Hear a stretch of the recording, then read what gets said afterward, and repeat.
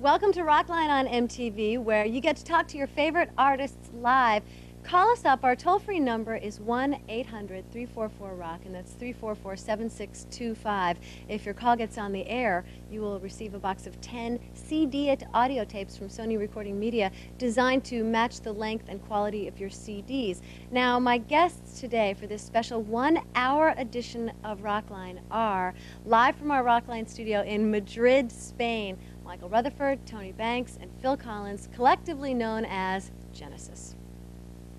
Is everybody listening? Oh, I at home. Here's the lonely man there on the corner. What is waiting for? I don't know. Tell me, do you think I'm to blame? When they do it, you're never there. When they show it, you stop and stare. Our cat isn't anywhere.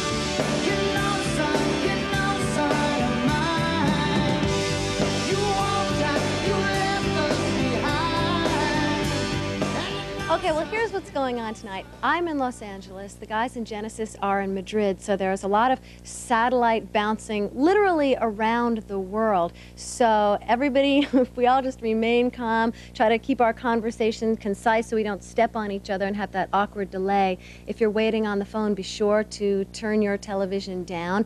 And because we're satelliting everywhere, and they're in Madrid, now I'm in LA, we're going to show you a classic Genesis video, and we'll get it all together for you. This is the international edition of Rockline on MTV.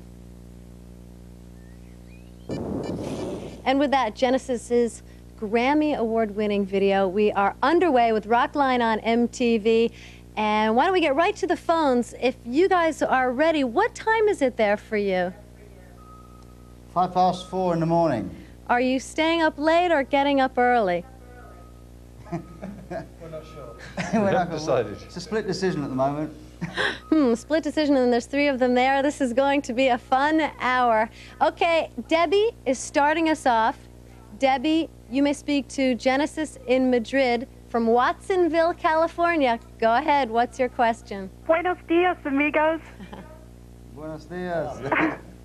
Most of the tracks on this album seem longer than they have been in the past. What I was wondering was, did you have to hold back or trim down any of the tracks to fit the album? No, we didn't have to sort of trim down anything at all, really. I mean, we've done lots of long tracks in the past. It depends how far back into our sort of dim and distant past you want to go, because we had a 25-minute track back in 1972. But I think the thing was, we felt on this record, because we were sort of principally doing a CD, which is sort of, we've got 70 minutes of music on this album as opposed to, say, the 50 on Invisible Touch. And we felt we didn't have to restrict ourselves in the same way as perhaps we had to on Invisible Touch, so we can, you know, let the songs stretch out a little. So you've got a couple of tracks over 10 minutes on this one. You mentioned that it's a CD. Do you still tend to think in terms of side 1 and side 2?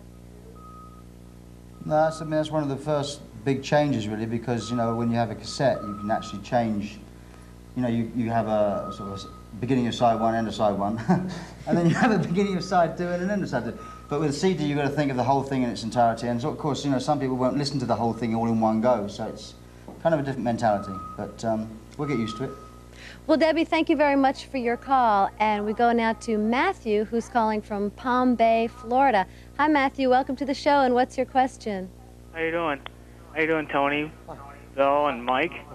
My question is, driving the last bike. I was curious, what inspired you to write that song? Oh, well, I wrote the lyrics to it, but of course the music, as all the songs on the album, you know, is written by the three of us. Well, it was kind of, the working title was Irish for this piece, and I guess because of the working title and some of the lyrics that I was improvising at the time when we were writing the thing, kind of pointed me in a direction where it might be a nice idea to sort of base something on a story, which was actually in a book that I had about groups of people called the navvies, which were the people that built the English railroads in the early 1800s. And it just seemed a nice idea to sort of try and write a story from the point of view of someone that was leaving his family and going off to work on these gangs. There was no safety precautions, and lots of people died. That really wasn't, you know, that knowledge wasn't publicly known, really, because it was such a sort of small community. But it just seemed an interesting idea at the time. Well, there you go, Matthew. Thank you for asking that question. I was actually wondering that myself. So we're going to take a quick break, and we will be back. The toll-free number, and it's good that it's free because it's long distance to Madrid, is 1-800-344-ROCK, and that's 7625. Our guests tonight for a full hour are Genesis.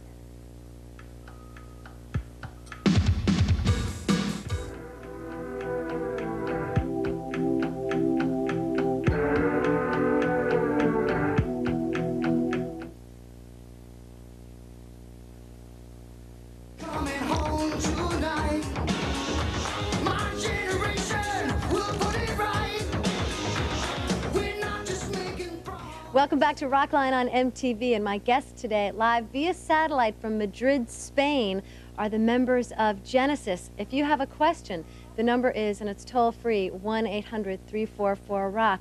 Well, they have a brand new album out that just hit the stores today. It's called We Cant Dance, and we've got a special hour edition of Rockline where we're taking your phone calls, and we're going to get right into it right now with Jim, who's calling from Philadelphia, Pennsylvania. Jim, you're on with Genesis.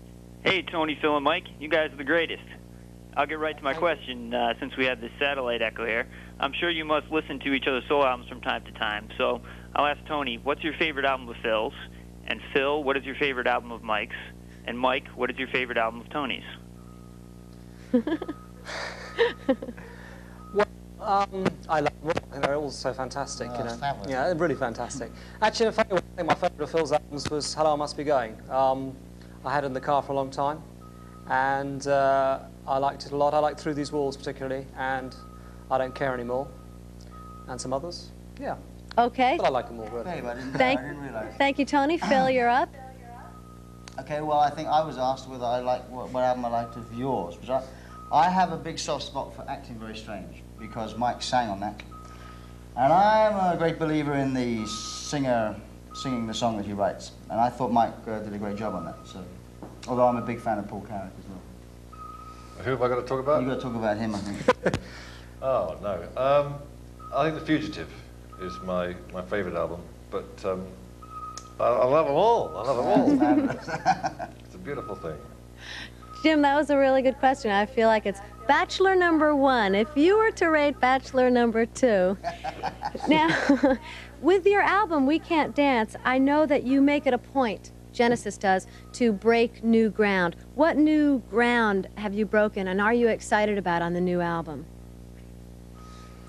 Well, I think it's, for us, it's always the best thing we've done. That's a natural saying. But I think on this album, there's 1 or 2 new songs that definitely cover new ground.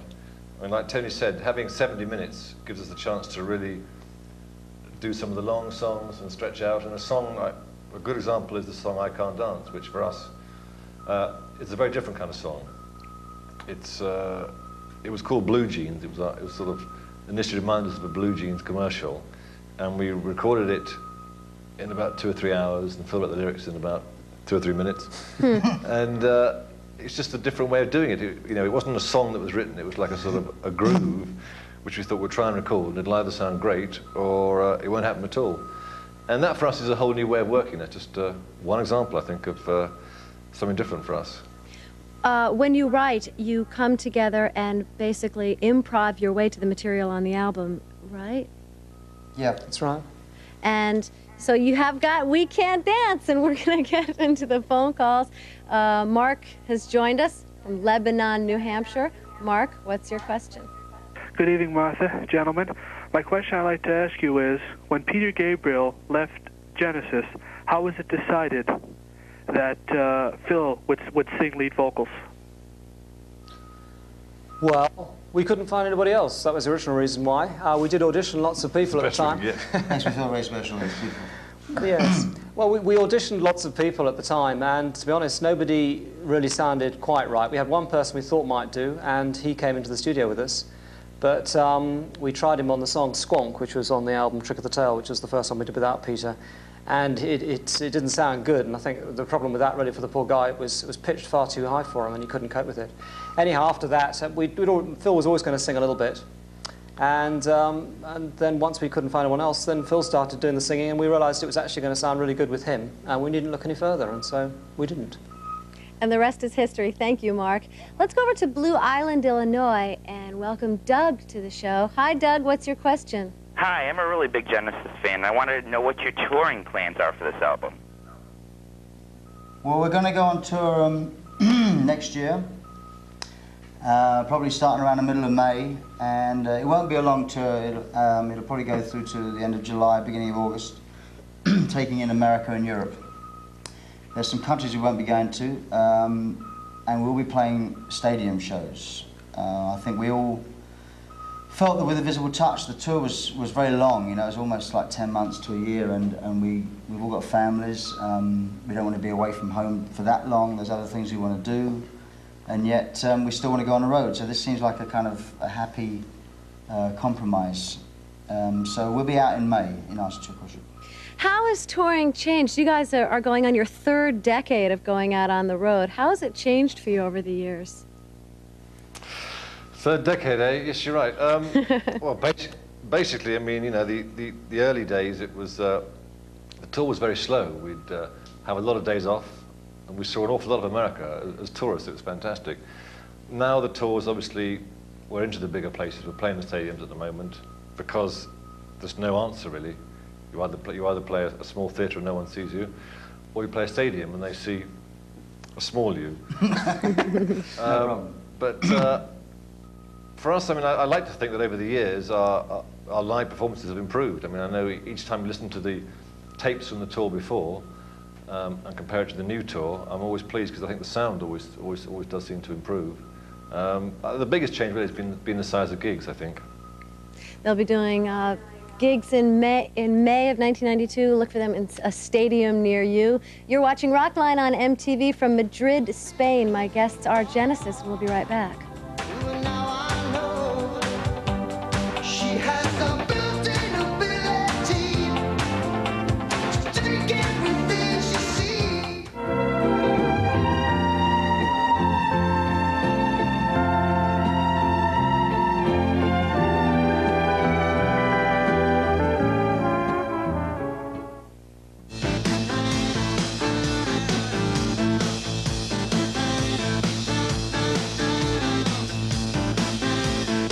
Welcome back to Rockline on MTV. If you've got a question for Genesis, our toll-free number is 1-800-344-ROCK, and that's 344-7625. If your call gets on the air, you'll receive a box of 10 CD-IT audio tapes from Sony Recording Media designed to match the length and quality of your CDs. This is the brand new Genesis album. It is called We Cant Dance. There have been 3 Genesis live albums in the past, the last one being 3 sides and a half. What was that one called again? 3 Sides Live. 3 Sides Live. Are you due for another live album? Will you be recording this tour, possibly? Well, we might do. I mean, we haven't really planned that far ahead yet because it's quite a while before we go on the road. And I'm sure that at some point during the 3 or 4 months we'll record it video-wise or audio-wise. It's possible. It is possible. All right, we're going to get into the phone calls, and we're going to go to New York, Binghamton specifically, where we have Deanna on the line. Hi, Deanna. Say hello to Genesis. Hey, Genesis. I just want you guys to know that I think that you are the best band on the face of the earth, and you probably always will be. Okay, here's my question. I'd like to know what inspired you guys to write the song No Son of Mine, and who wrote the lyrics? Well, musically, we kind of, as I said before, you know, all the music you hear, especially on the last 3 albums, have really been born out of improvisation. You know, we go in the studio with nothing written, and we just start playing, and over a period of weeks, and in this instance 2 months, it took us to write all the songs. The lyrics are then divided, you know, we kind of take songs that we want to write lyrics for, and with No Son of Mine, I wrote the lyrics to that. The chorus came kind of spontaneously while we were writing the music, and so that gave me a direction to write the words, really. And the song is, it's kind of obvious what it's about, but it's, for those that don't know it, it's, you know, it's a teenager that leaves home because there's abuse in the family. I don't know whether it's sexual, emotional, or physical abuse, but his father is abusing him or his mother, and he just can't handle it anymore and leaves home. And eventually he comes home, comes back to see his family, and hoping that his father's changed, and his father hasn't changed at all. Doesn't even realise he's the problem, and that is the story of the song. But it's inspired, really. I mean, the chorus came out of the blue, and you just sort of followed the direction that took him. And in fact, that is also the video that we have, and we are going to take a look right now on Rockline on MTV at the brand new Genesis video, No Son of Mine.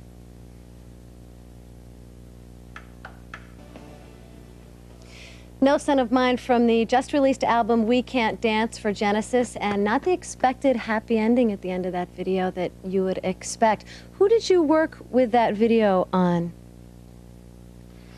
We used Jim Euclid and Paul Flattery, who we've used for quite a long time, actually. They work out of Los Angeles.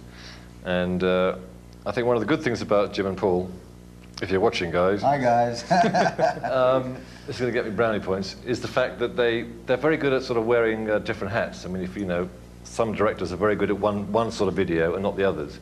Whereas Jim and Paul, I think, can actually cover, if we say we want it to look like this or have a different fit, that sort of feel, they can actually cover, I think, nearly all kind of sorts. So they can accommodate the visual idea that you had initially. Sorry, Mike? Missed that. I just said, so they can accommodate the visual idea that you had initially. Exactly. That's what I meant to say. Sasha, thank you for joining us. Sasha's calling from Saratoga, California, and he has got a question. What's your question, Sasha? How's it going? I've got a couple questions, actually, like a two-part question. Do music videos affect your songwriting? And what do you think about music videos' effect on the recording industry, current trends? Well, music videos don't affect the way we write songs at all. I mean, we write songs, we've always been first and foremost as songwriters, and we don't really think about any other aspect of it at the time we're writing of it. We don't even think about the sort of, we don't think about performing it live or anything like that, and we certainly don't think about videos. I think what they've become, music videos, I mean, I think it's unfortunate they've become quite as important as they have been. I have to be careful here, don't I? I'm on MTV. No, I think that it's just for my own personal taste, put it like this. I like the fact that music is quite an abstract sort of art form, and you can make up your own mind about the things that you want to sort of visualize while you're hearing a song. And so for my own taste, I prefer that. But that's not to say that you can't do some very good videos as well. You know, some people do some great little videos. But I don't think one wants to get stuck with just that one image of the song from forever afterwards, once you've seen it. Sasha, you had a two-part question? Was kind of the second part, what he thinks about the trends, you know, and so on with the videos that are being released today. I think what happens is, or what can happen, is that you get some songs which wouldn't otherwise have been hits because the video's good, and I think that is kind of on a regular basis, that kind of sort of becomes a little bit self-defeating. I think there's one thing, you know, that when there's a good song and there's a good video, then that's great. When there's a good video with an average song, or you know, then I think that's when the medium starts to fall down. Okay, Sasha, you tapped into a keg o answers there. Thank you for the call. Let's move on to Miami, Florida, where Beth is waiting. Hey, Beth, how's it going? Hi. I've been a huge fan of Genesis for several years now, and my question is for Tony. I read in the Columns Connection, which is a Genesis newsletter, that you're recording an album called Still, and I wanted to know why it wasn't released in the U.S., and will it be released in the future here? He loves this kind of question, guys. He loves this kind of question. Well, in fact, this album is going to be released in America. We're going to release it, I think it's coming out in March. It's coming out on the Giant label in America. I think we thought for a change this time what we'd do, rather than always releasing my solo albums at a time when Genesis is not doing anything, and I have a tough time trying to remind everyone who I actually am. So this time we thought we'd try and release it during a period while Genesis is actually, hopefully, got something that's sort of happening at the same time. So people, I can, you know, get onto the radio stations to talk about Genesis, and then I can slip a couple of my own tracks in, and maybe we'll get somewhere from that. So there's every intention of releasing the album, you know, but it's just being delayed a bit. For all of you, you've all been involved in solo projects. Is it hard going from the person who's basically in control to being part of a democracy?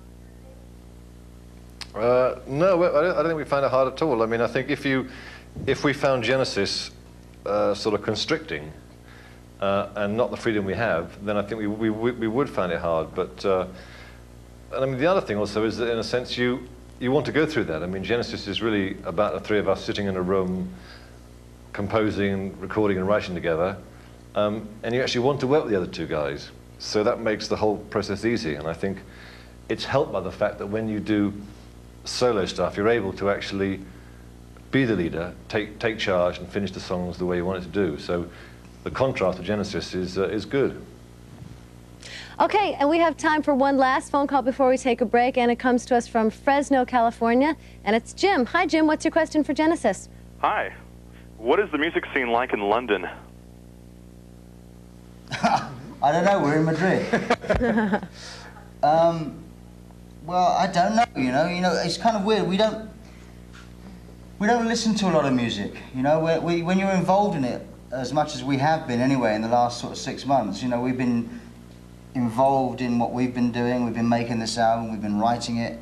We've been mixing it. We've been, you know, doing everything that getting the cover for it, doing the video. So you end up when you go home at night, being with the family and just sort of watching a bit of TV. You know, like, or if you listen to the radio, you put on a bit of talk radio. I mean, I've got a stack of things that I want to listen to, but I just haven't had the time to listen to them yet.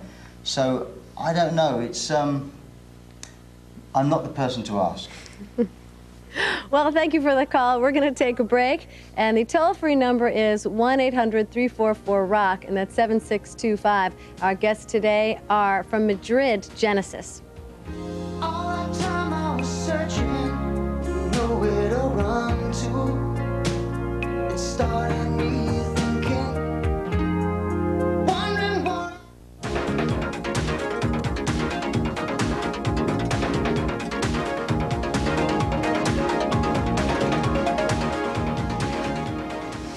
Welcome back to Rockline on MTV. My guests tonight, live via satellite from Madrid, Spain, are the members of Genesis. If you've got a question, we're here for a whole hour, so there's still more time. The number, and it's toll-free, is 1-800-344-ROCK.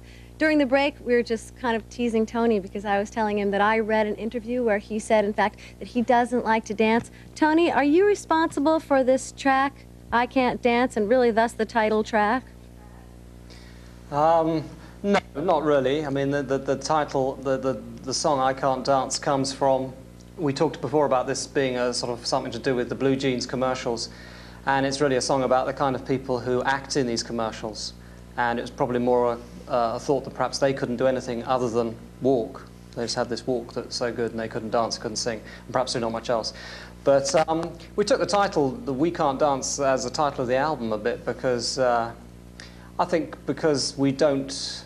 Because the charts are very full of dance music, as I'm sure people have observed, and kind of we don't really do that. Not that you can't dance to some of the music, you can, but it isn't that sort of really as dance music, and so what we do is something slightly different. And so if you want to hear something slightly different, here's this album, We Can't Dance, you know. Do you think music, Tony, has gotten more percussive than it has, popular music? So it's got more percussive? Yes. Tony, I'll ask. Yeah, it has. I mean, I think in a way that's, if I have a criticism against dance music, and I wouldn't generalize, but there's an awful lot of it right now. It's just very rhythmic, which is fine sometimes, but it's kind of groove and nothing else.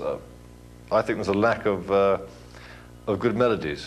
And when you find a dance song that's actually got a good rhythm track and a good melody on top, or something happening on top that's interesting, and not just groove, then I think it always does well. And those are the ones I like. It's the ones that are just sort of straight drum machine groove, 3 chords, and a few sample voices.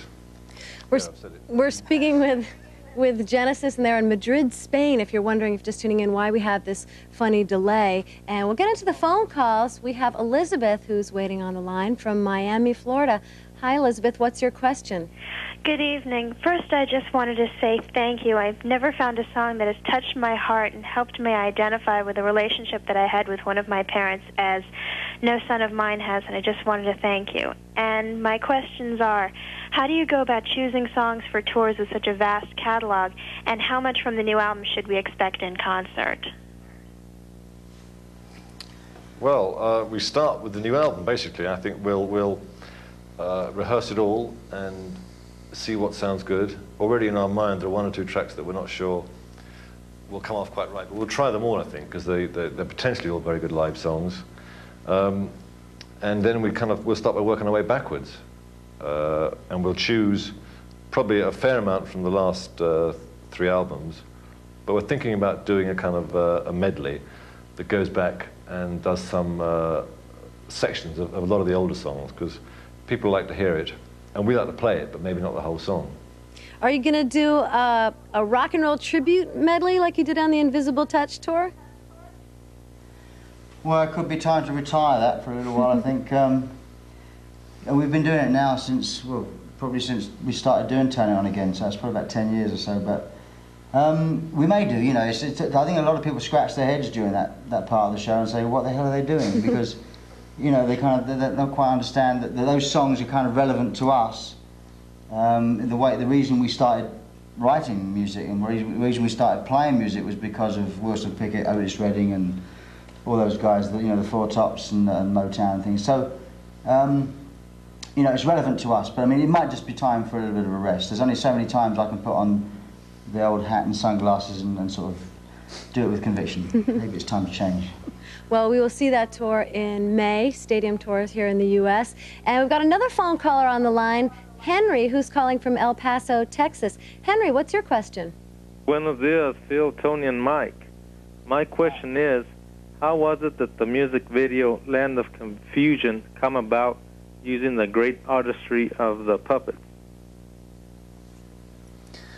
Well, the idea, actually, again, this was Jim Yukich's idea to ask the Spitting Image people if they'd be willing to do the thing. And they seemed into the idea. I mean, the song Land of Confusion sort of lent itself to the kind of their approach to, I mean, over here, I don't know how much you've seen of their program in America, but obviously in England, I think it was kind of well-known program as a sort of political satire. And the song obviously was had a kind of simple political message which would come across very well in that way. And we wanted to do a video that didn't involve us, actually. It's nice to...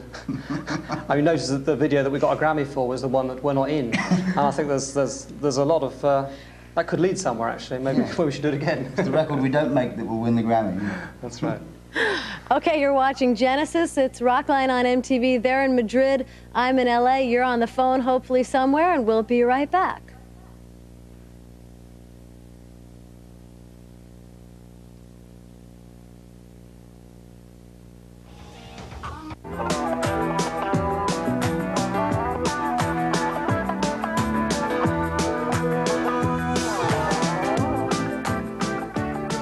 Welcome back to Rockline on MTV, where we have been spending the past hour with Genesis. We have a bit more time. The toll-free number is 1-800-344-ROCK, and that's 344-7625. I should mention, if your call gets on the air, you'll receive a box of 10 CD-IT audio tapes from Sony Recording Media designed to match the length and quality of your CDs.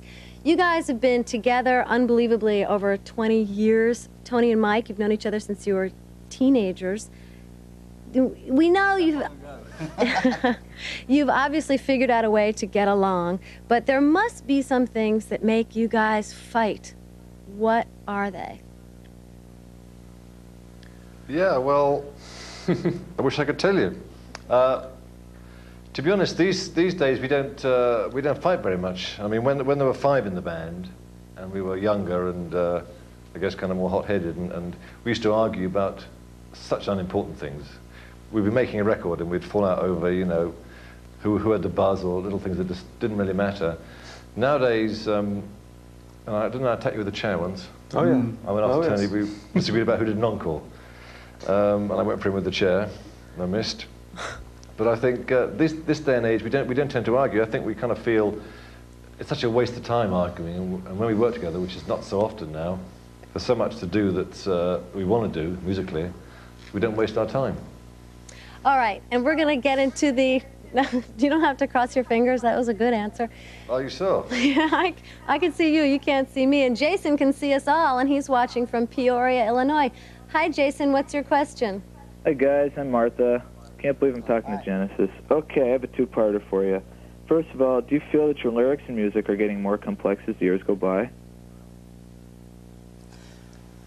No, not really. I think the music, I mean, a lot of people think our music's got a lot simpler.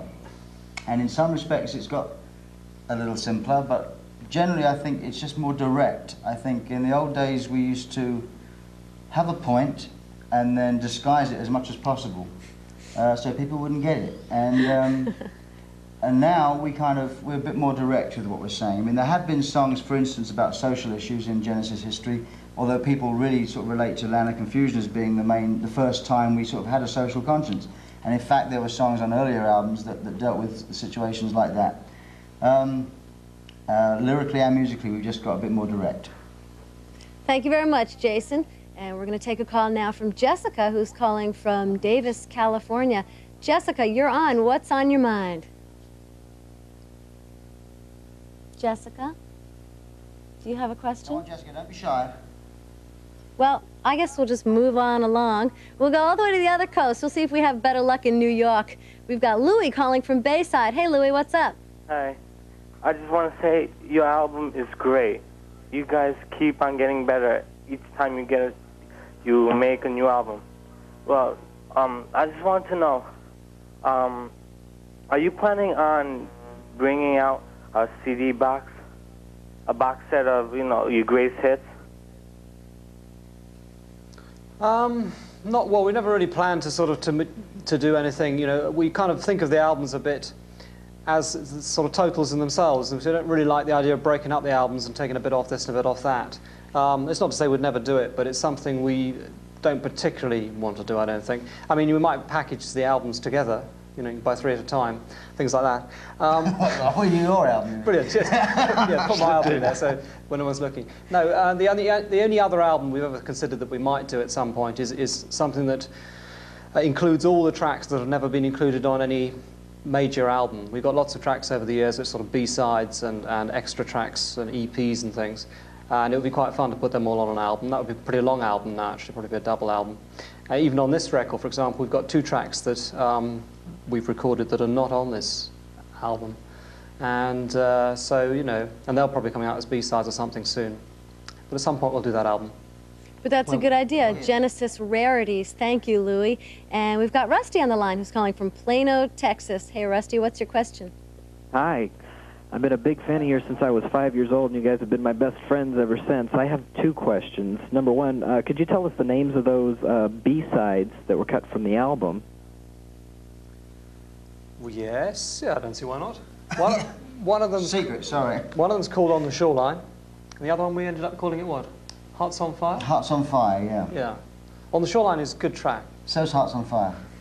Yeah, they are. Actually, they're both good tracks. Yeah. And what's the second part before they start arguing? They're about to fall out. See, now we found out the answer. What makes you fight? Yeah. Well. We had a slight disagreement over which 2 songs to leave off, if any. And, but we, 2 against 1. These are one of these disagreements that you really wanted to know about earlier, Martha. It's just that sometimes we don't agree on everything. But like we're man enough to sort of back down occasionally. And Tony was man enough to back down on this particular instance. I'm kind of disappointed, though, Michael. I would like to have seen a chair go flying. Just would have been good TV. Plenty of time for that. Okay, Bobby, how are you doing tonight? Bobby's calling from Pittsburgh, Pennsylvania. Thank you for joining us. And what's your question? Thanks, Martha. I am so nervous, I'm shaking. It's okay. Go ahead. Okay, I wanted to ask the guys which singles surprised them the most, as far as which ones they thought were going to do well that didn't, and the other way around. I think the one that surprised me the most was Mama. I'm not sure about in the States, but in England, it was a 6-minute song, and it was not the kind of thing you imagine a hit single is made out of. And it was a big success in England and Europe. And it's great also when a song has got a lot of substance and is a little bit different, like Mama does that well. Any other ones surprised you? Well, Invisible Touch, you know, it was our first #1 in America, but yeah, in England, it didn't do anything at all. It kind of, you know, it was 12 or something. We don't really have many hit singles in England. We've kind of been more of an albums band, I guess, since we began. But that was a sort of one that we thought might have done it, but didn't. But it did in America, so.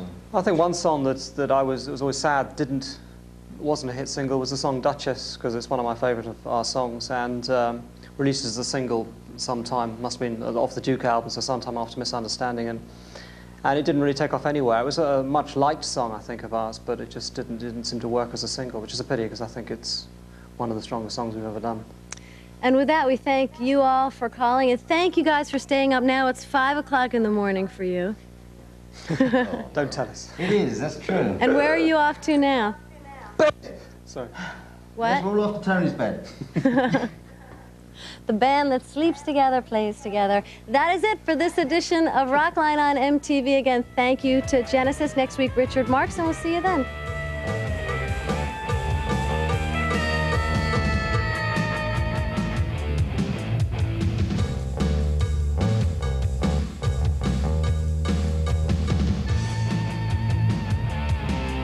This is going to be a fun hour.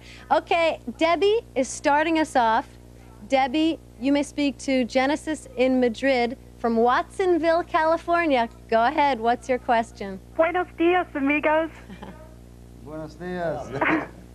Most of the tracks on this album seem longer than they have been in the past. What I was wondering was, did you have to hold back or trim down any of the tracks to fit the album?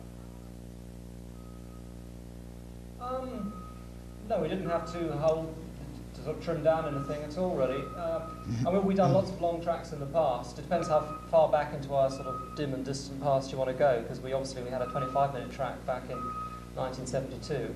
But I think the thing was we felt on this record, because we were sort of principally doing a CD, which is sort of, we got 70 minutes of music on this album as opposed to, say, the 50 on Invisible Touch.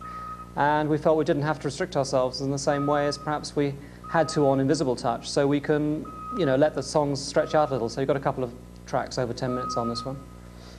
You mentioned that it's a CD. Do you still tend to think in terms of side 1 and side 2?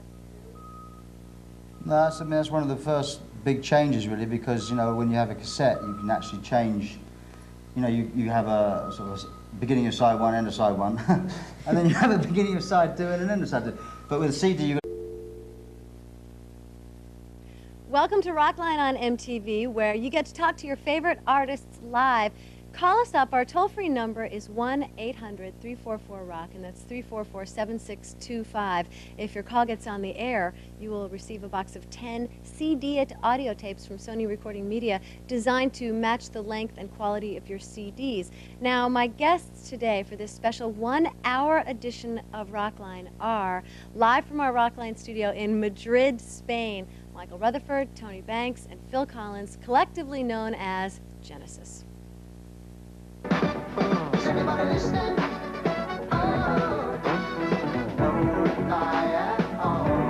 Here's the lonely man there on the corner. What is waiting for? I don't know. Tell me, do you think I'm to blame? Only to it, you're never there. We show it, you stop to stare.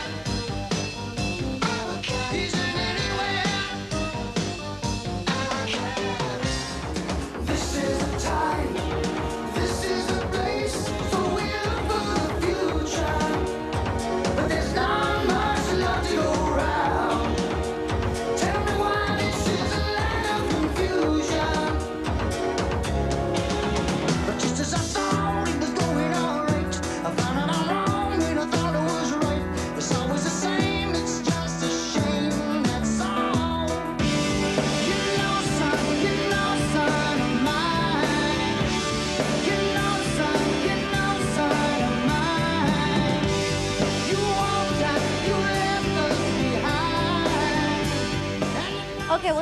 going on tonight. I'm in Los Angeles. The guys in Genesis are in Madrid, so there's a lot of satellite bouncing literally around the world. So everybody, if we all just remain calm, try to keep our conversation concise so we don't step on each other and have that awkward delay. If you're waiting on the phone, be sure to turn your television down. And because we're satelliting everywhere, and they're in Madrid, now I'm in LA, we're going to show you a classic Genesis video, and we'll get it all together for you. This is the international edition of Rockline on MTV. And with that, Genesis's Grammy Award-winning video, we are underway with Rockline on MTV. And why don't we get right to the phones? If you guys are ready, what time is it there for you? 4:05 in the morning. Are you staying up late or getting up early? We're not sure. We're not decided. It's a split decision at the moment. Split decision, and there's 3 of them there. Small community. But it just seemed an interesting idea at the time. Well, there you go, Matthew. Thank you for asking that question. I was actually wondering that myself. So we're going to take a quick break, and we will be back. The toll-free number, and it's good that it's free because it's long distance to Madrid, is 1-800-344-ROCK, and that's 7625. Our guests tonight for a full hour are Genesis.